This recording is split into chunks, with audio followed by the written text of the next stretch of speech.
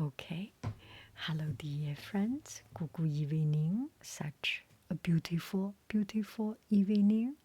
Let's keep on reading. So, the Velveteen Rabbit. This is the Velveteen Rabbit. The Velveteen Rabbit was in the garden, and he found real rabbit, and the real rabbits asked him, "Why don't you join us to move?" The Velveteen Rabbit said, "I am not in the mood to play with you because, I'm not in the mood." But the truth is that he didn't have his clock work. He was just a toy, and the other rabbits were real rabbits. Okay, let's keep on. "Oh," said the furry rabbit, it's as easy as anything," and he gave a big hop sideways and stood on his hind legs. "I don't believe you can," he said. "I can," said the little rabbit. "I can jump higher than anything." He meant when the boys threw him. It's not himself jumping. But of course, he didn't want to say so. "Can you hop on your hind legs?" asked the furry rabbit. The real rabbit, the furry rabbit.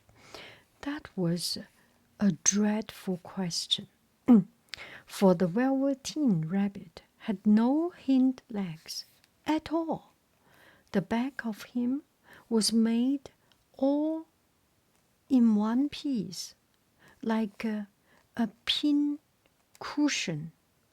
He sat still in the bracken and hoped that the other rabbits wouldn't notice. "I don't want to," he said again. But the wild rabbit have very sharp eyes, and this one stretched out his neck and looked. "He hasn't got any hind legs," he called out. "Fancy a rabbit without any hind legs." And he began to laugh. "I have," cried the little rabbit. I have got hind legs. I am sitting on them." "Then stretch them out and show me like this," said Wild Rabbit. And he began to whirl around and dance till the little rabbit got quite dizzy. "I don't like dancing," he said. "I'd rather sit still." But all the while he was longing to dance, for a funny, new, tricky feeling ran through him, and he felt he would give anything in the world to be able to jump about like these rabbits did. He wanted to jump, he wanted to dance, he wanted to do something. The strange rabbit stopped dancing and came quite close. He came so close this time that his long whisker brushed the Velveteen Rabbit's ear. And then he wrinkled his nose suddenly and flattened his ear and jumped backward. "He doesn't smell right," he exclaimed. "He isn't a rabbit at all. He isn't real." "I am real," said the little rabbit. "I am real. The boy said so." And he nearly began to cry. Just then there was a sound of footsteps, and the boy ran past near them. and with a stamp of feet and a flash of white tail, the two strange rabbits disappeared. "Come back and play with me," called the little rabbit. "Oh, do come back. I know I am real." But there was no answer. Only the little ants ran to and fro, and the bracken swayed gently. When the two strangers had passed, the Velveteen Rabbit was all alone. "Oh dear," he thought. "Why did they run away like that? Why couldn't they stop and talk to me?" For a long time he lay very still, watching the bracken and hoping that they would come back. But they never returned. And presently the sun sank lower, and the little white mouse fluttered out, and the boy came and carried him home.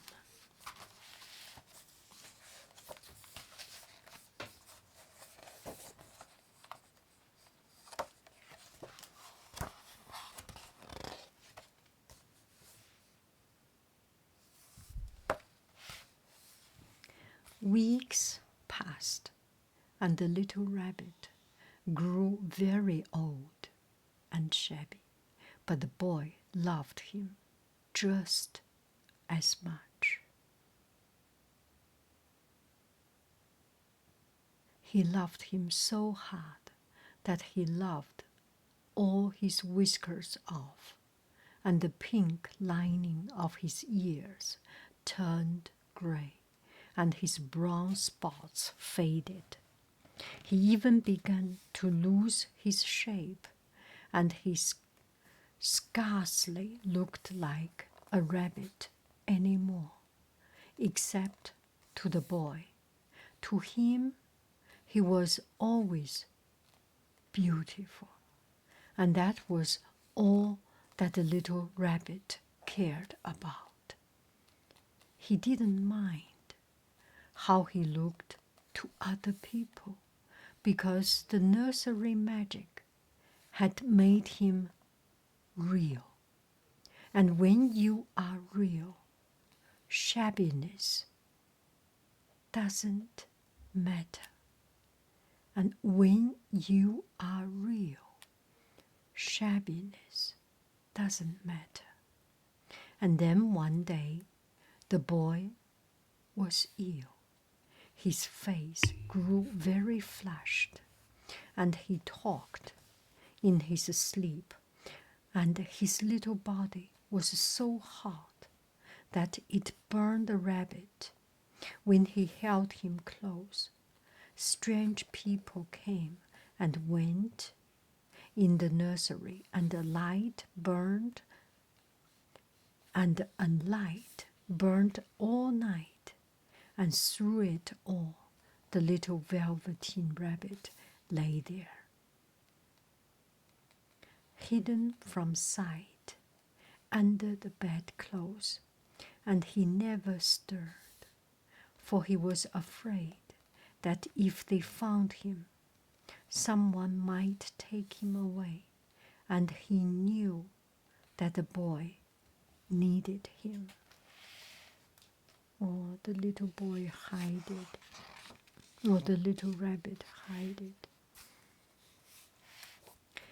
It was a long, weary time, for the boy was too ill to play, and the little rabbit found it rather dull, with nothing to do all day long. But he snuggled down patiently and looked forward to the time when the boy should be well again, and they would go out in the garden amongst the flowers and the butterflies and play splendid games in the raspberry thicket like they used to. All sorts of delightful things he planned, and while the boy lay half asleep, he crept up close to the pillow and whispered them in his ear. And presently the fever turned, and the boy got better. He was able to sit up in bed and look at picture books, while the little rabbit cuddled close at his side. And one day they let him get up and dress.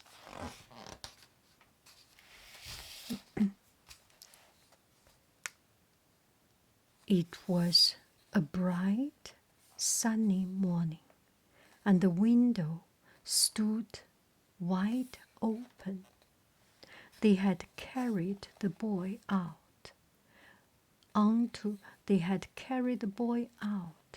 onto the balcony, wrapped in a shawl, and the little rabbit lay tangled up among the bedclothes, thinking. The boy was going to the seaside tomorrow. Everything was arranged, and now it only remained to carry out the doctor's order. They talked about it all while the little rabbit lay under the bedclothes with just his head peeping out, and listened. The room was to be disinfected, and all the books and toys that the boy had played with in bed must be burned. All the books, toys that the boy has played must be burned. Hooray, saw the little boy. Tomorrow we shall go to the seaside, for the boy had often talked of the seaside, and he wanted very much to see the big waves coming in, and the tiny crabs, and the sand castles. Just then, Nana caught sight of him. How about this little bunny? How about his old bunny? How about his old bunny? How about his old bunny? She asked. That, said the doctor. Why? It's a mass of scarlet fever germs. It's a mass of scarlet fever germs. Burn it at once. What? Nonsense? Get him a new one. He mustn't have that anymore. Scarlet fever, 猩红热. Oh my.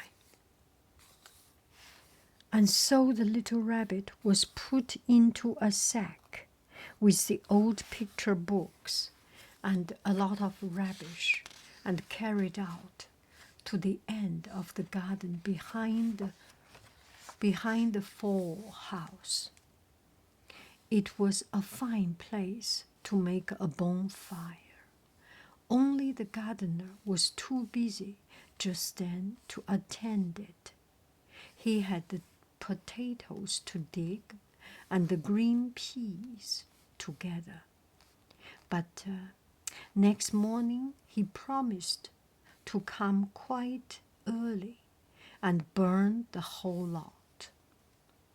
The night the boy slept in a different bedroom, and he had a new bunny to sleep with him.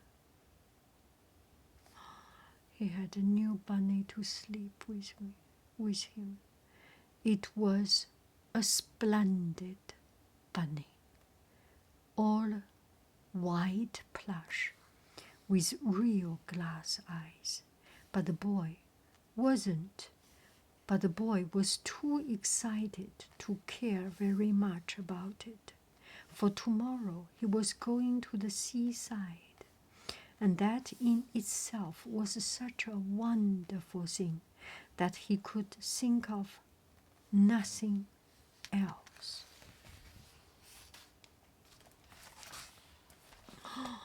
The old bunny was crying. And while the boy was asleep, dreaming of the seaside, the little rabbit lay among the old picture books in the corner behind the fall house. And he felt very lonely. The sack had been left untied, and so by wriggling a bit, he was able to get his head through the opening and look out. He was shivering a little, for he had always been used to sleeping in a proper bed, and by this time his coat had worn so thin and threadbare from hugging that it was no longer any protection to him. Nearby, he could see the thicket of raspberry cane, growing tall and close like a tropical jungle, in whose shadow he had played with the boy on bygone mornings. In whose shadow he had played with the boy on bygone mornings. He thought of those long sunlit hours in the garden, how happy they were, and a great sadness came over him. He seemed to see them all pass before him, each more beautiful than the other. The fairy huts in the flower bed, the quiet evening in the wood when he lay in the bracken, and the little ants run over his paws, the wonderful days, the wonderful day when he first knew he was real. That wonderful day when he first knew that he was real. He thought of the skin horse, so wise and gentle, and all that he had told him. Of what use was it to be loved and lost one's beauty and become real, if it all ended like this? And a tear, a real tear, trickled down his little shabby velvet nose and fell to the ground.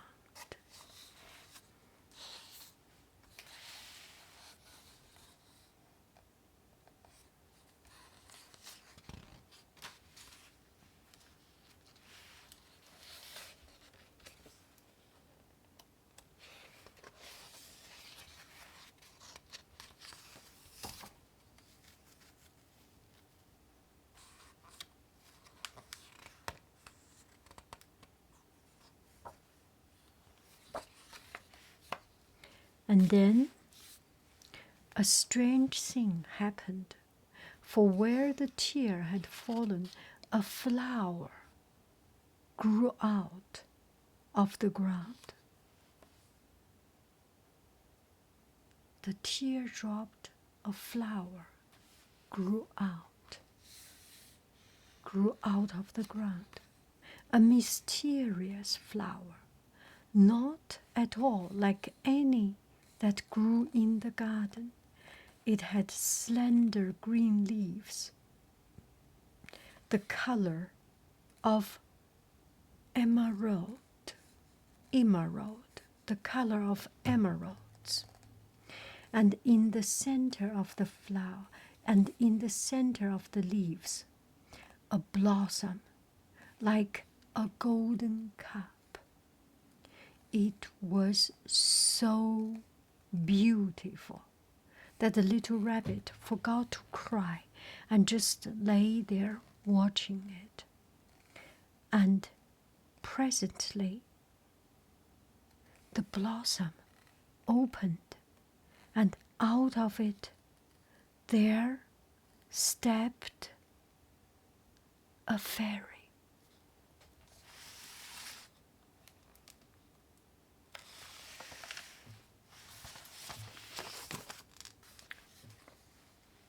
She was quite the loveliest fairy in the whole world. Her dress was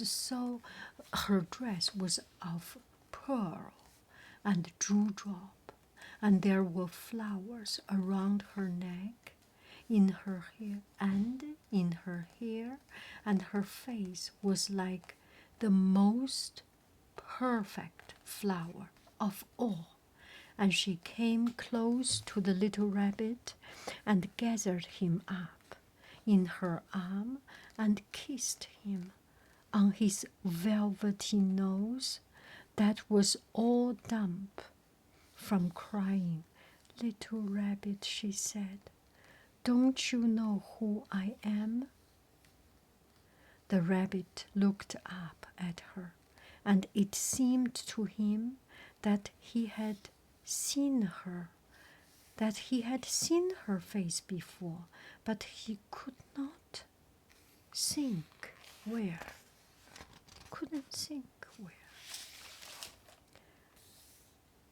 "I am the nursery magic fairy," she said. "I take care of all the playthings that the children have loved. When they are old and worn out, and the children don't need them anymore, then I come and take them away with me and turn them into real." "Wasn't I real before?" asked the little rabbit. "You were real to the boy," the fairy said, "because he loved you. Now you shall be real to everyone." And she held the little rabbit close to her arms and flew with him into the wood.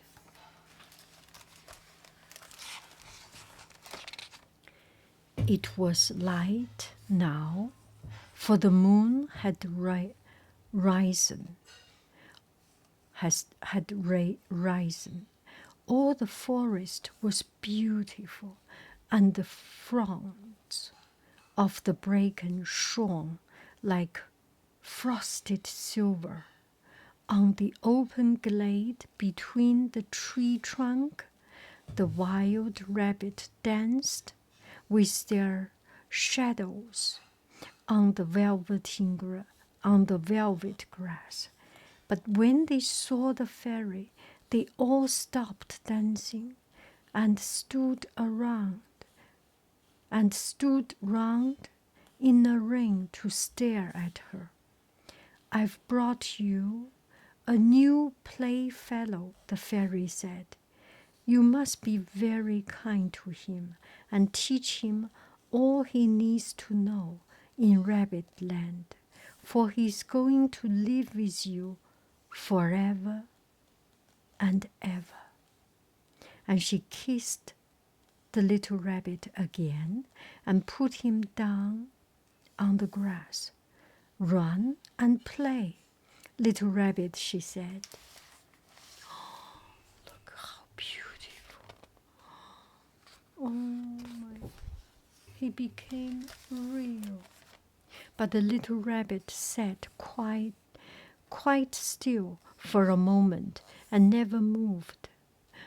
For when he saw all the wild rabbit dancing around him, he suddenly remembered about his hind leg, and he didn't want them to see that he was made all in one piece.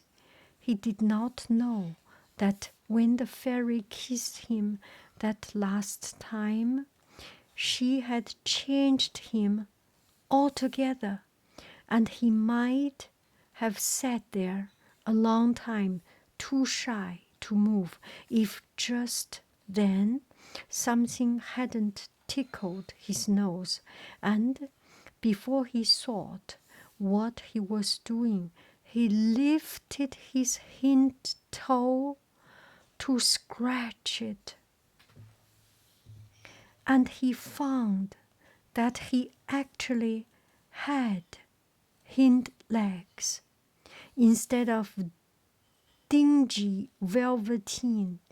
He had brown fur, soft and shiny. His ears twitched by themselves, and his whiskers were so long that they brushed the grass. He gave one leap, and the joy of using those hind legs was so great that he went springing about the turf, on them, jumping sideways and whirling around as the others did, and he grew so excited that when at last he did stop to look at the fairy, she had gone. He was a real rabbit at last, at home with the other rabbits.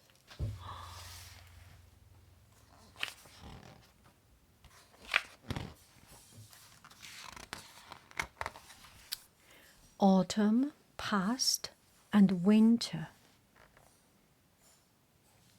And in the spring, when the days grew warm and sunny, the boy went out to play in the wood behind the house. And while he was playing, two rabbits crept out from the bracken and peeped at him. One of them was brown all over, but the other had strange markings under his fur, as though long ago he had been spotted, and the spots still showed through and about his little soft nose and his round black eyes. There was something familiar, so that the boy thought to himself, "Why, he looks just like my old bunny that was lost when I had scarlet fever." But he never knew that it really was his own bunny, came back to look at the child who had first helped him to be real.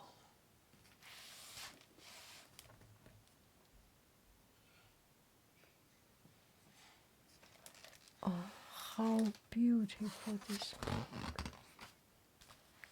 A note about the story.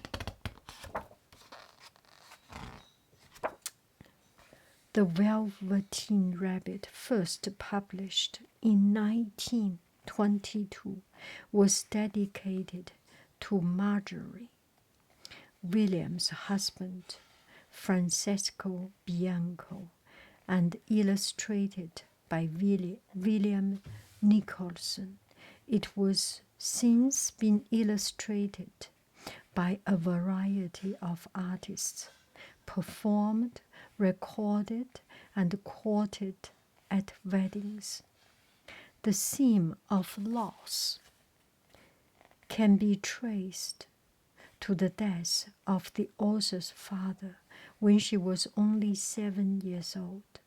Not only did he read many books, read many books aloud to his daughter in their London home, but he described characters and events that opened up her imagination to a wider world and inspired her to become a writer.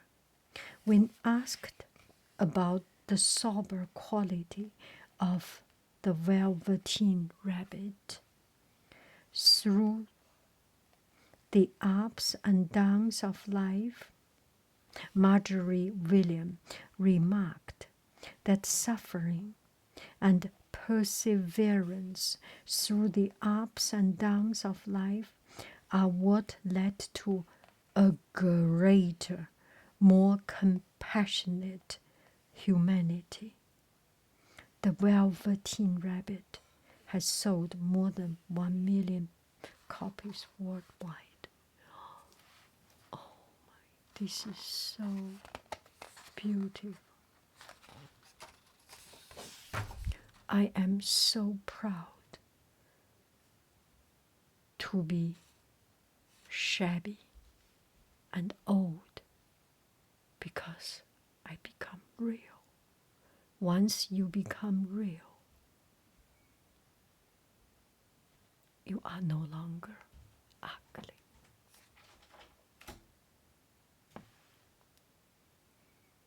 Bye bye, friends. Cuckoo, bye bye. I love you. I really do. Do.